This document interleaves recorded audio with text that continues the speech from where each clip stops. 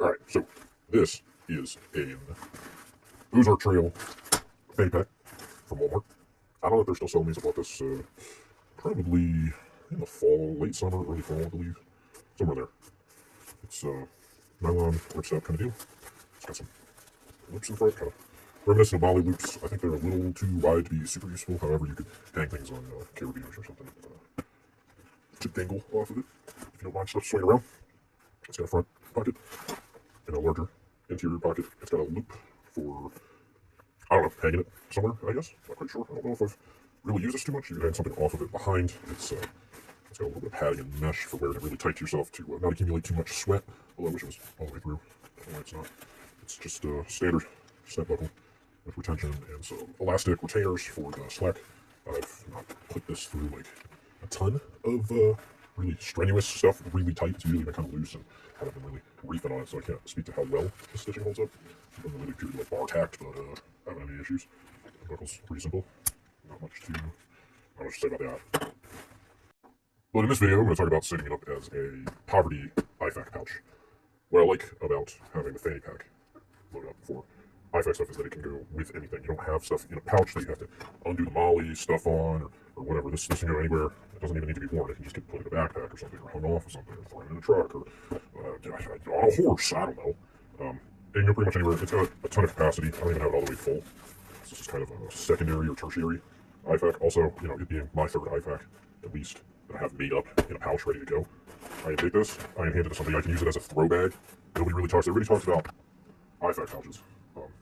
Everybody talks about IFAK pouches, but they're usually in a pouch, on a belt rig, on a blade carrier, and there's some tearaway ones, and that's good. But I've set this one up the same way, pretty much, using a more dedicated IFAK pouch. It's got molly, but I'm not using it. I have it kind of set up as a little bit of a satchel or something as well, because I like the concept of a ThrowBag, having one on you, and then one that, if you can't get to somebody because they're whatever, pinned down, doesn't matter. You can take this and physically throw it to them over an obstacle, down a slope, up a slope, whatever. You could, I don't have a drone or anything, but you could probably, this might be getting a weight limit for a smaller one, dangle this from a drone, fly it to somebody, drop it to them.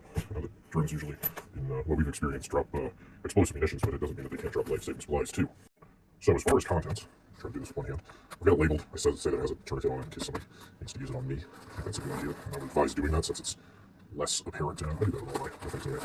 Inside here, right in the front, easy access, is a staged cap and a lighter, because you should probably just have a Bic everywhere. They're cheap enough. You should just have them everywhere. Sometimes I like to put my car keys in here, actually, as well. And then in the main pouch, I have in a bag. I think it's good to have it in a bag. I have some packed gauze. I've got some medical tape, and I've got an Israeli bandage.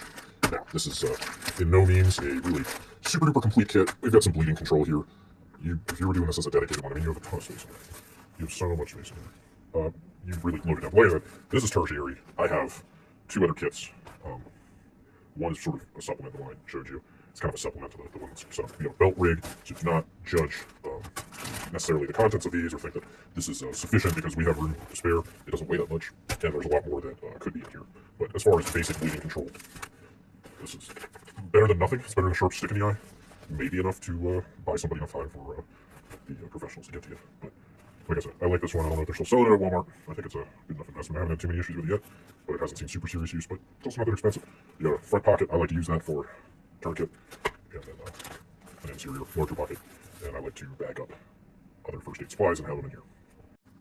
It also has these two small loops on either end with a little bit of paracord tied in maybe like a square knot or some hardware. You can actually turn this into a chest rig. However, I have not done that because these just don't seem very stout to me.